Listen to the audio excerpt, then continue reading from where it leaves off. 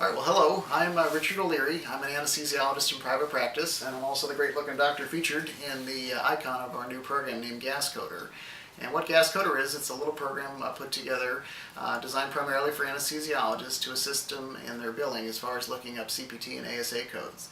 The idea for the program came to me about a year or so ago when I, like I'm sure most of you do, a couple times a week have to sit down and look up the various codes for the different procedures that I've been involved with, the CPT codes as well as the ASA codes.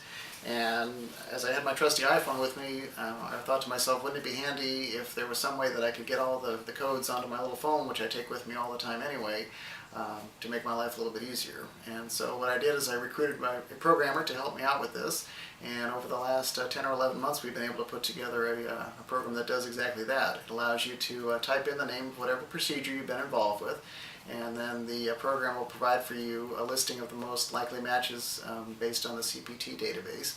And then from this list you're able to select the one that you think is most appropriate, and then the program will give you both the CPT code, the ASA code, as well as the common base unit value for that particular procedure. As I mentioned, the program runs both on the iPhone itself as well as on the iPod Touch. And again, I'd like to demonstrate what this does for you. It's a little difficult for me to show it to you on an actual device here, so what I'm going to do instead is I'm going to show you on the simulator here, and we'll do a screen capture of that so you can see how the program actually operates. So I'll be right back. Thank you. Okay, well hello again. This is the demonstration portion of our video. What you're looking at here is the iPhone simulator running on my desktop computer. And as I mentioned before, the simulator runs exactly the same as the program will run on either an iPod Touch or on an iPhone, although it is slightly quicker here because again the processor is a bit bigger. Most folks on their iPhones or their iPod Touches, they tend to have several different application icons visible. For the sake of example, they only have 3 listed here. This is our program here, GasCoder, and the arrow right here represents the person's fingertip, which will be how they, of course, interact with the machine and with the program.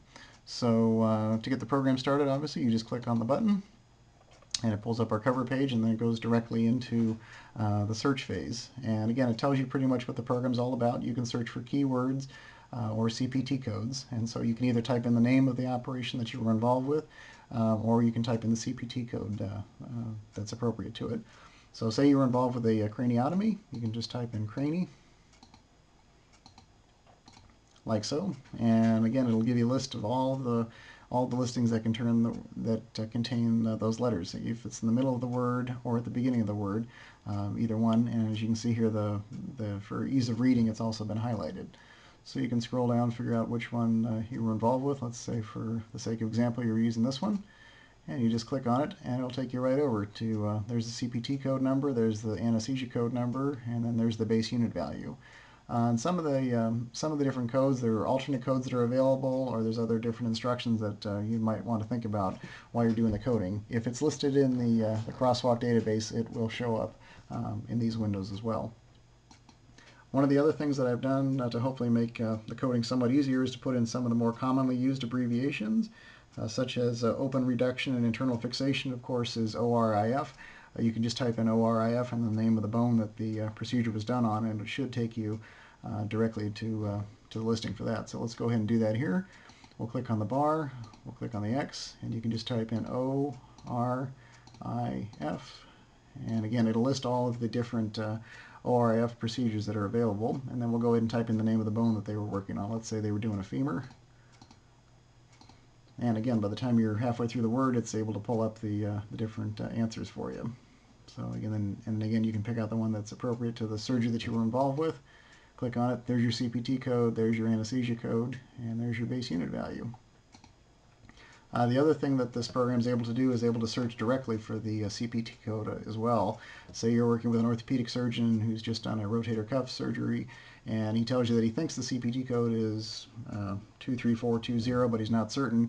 You can type it in here and find out for sure. So again, click on the bar, click on the X, and then to get to the numbers, of course, you just press the number toggle switch here, and then we'll go 23420, which is what he thinks it is. 20. And then again, without even hitting the search button, it's already gone through and found the correct answer for you. And he was correct. That is the rotator cuff code. And you can click on it just to be certain. and 23420-01630. And I should mention, we'll go back over here. If you hold your finger over it for any length of time, like so, will bring up the actual CPT code number, which again doesn't make much difference if there's only one item on the list, but if there's several items, that might help you narrow down your decision a little bit quicker. So again, that's one other option for you as far as searching. You can just type in the CPT code number directly, and it'll find the proper codes for you. One other thing you may notice is the I button over here. That stands for information. We'll go ahead and click on that. And what that does is it takes you to this page, which basically summarizes the nuts and bolts of the program itself. As we mentioned, this program contains the CPT 2009 as well as the Crosswalk 2009. We are officially licensed by both the AMA and the ASA to be using their copyrighted material here. Here's the email address. If you have any questions or comments, we'd be more than happy to talk to you. info@gascoder.com.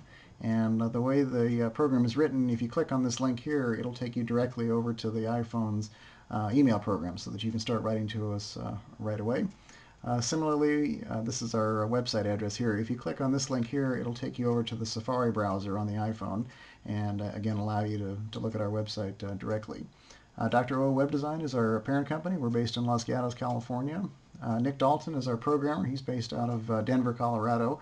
As I mentioned, he's the programming genius that helped put this project together for us. The name of his company is 360 Mind Incorporated. This is a listing rather of the abbreviations that we've utilized, and so again it just kind of gives you an idea as to what you can use as far as keystrokes to get to your information more quickly. If you find one that sounds like something that might be the type of case that you're involved with, you can just click on the link. Say you did a below-knee amputation, you can just click right here, and it'll take you right over to the BKA listings. So we'll go back to the information page here, and if you scroll down through the abbreviations, we also have the legal disclaimers as required by the American Society of Anesthesiologists as well as by the American Medical Association.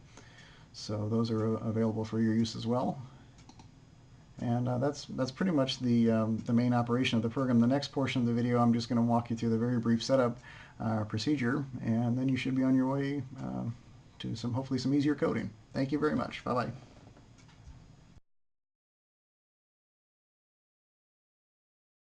Hello again. This is the last portion of our video, which is just going to walk you through the brief setup process for using the GasCoder program. The first time the program is launched on either an iPhone or iPod Touch, it'll take you directly to the information screen as shown here.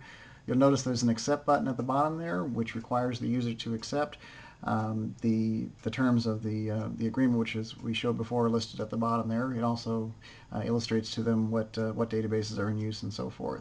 So again, we're going to take everything as being agreeable. We'll hit the accept button here. As I mentioned in the first part of the video, when the program ships, it's delivered to the customer with a very small database containing only 8 or 10 basically example codes only. The CPT codes that are associated with are not the true codes. They're just there for the sake of example. And again, we do this for security reasons. The actual database is stored on the GasCoder secure server, and the program knows to go look for it the first time that it's launched. And you can tell by the window here, it's showing you that there is a new database available. Basically, it's the original database, which takes the place of the streamlined one. And the uploading process, or the updating process rather, is quite painless. You simply hit the OK button here, and assuming you're on either a Wi-Fi or a cellular network, you're able to download it rather quickly. And as you can see, just in the time I was talking there, the whole thing has already been downloaded. It's a relatively small file. We've been able to compress it down nicely so that it's a relatively short process to get it onto your handheld device. So you hit OK, and then you're ready to go. You can just click up here as before, and we'll use the same example of craniotomy.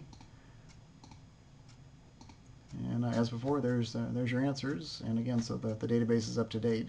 And should there be any updates down the road, we can certainly update it again through the same mechanism, although I do not anticipate that being the case, because the AMA generally only releases updates to the CPT codes once every calendar year.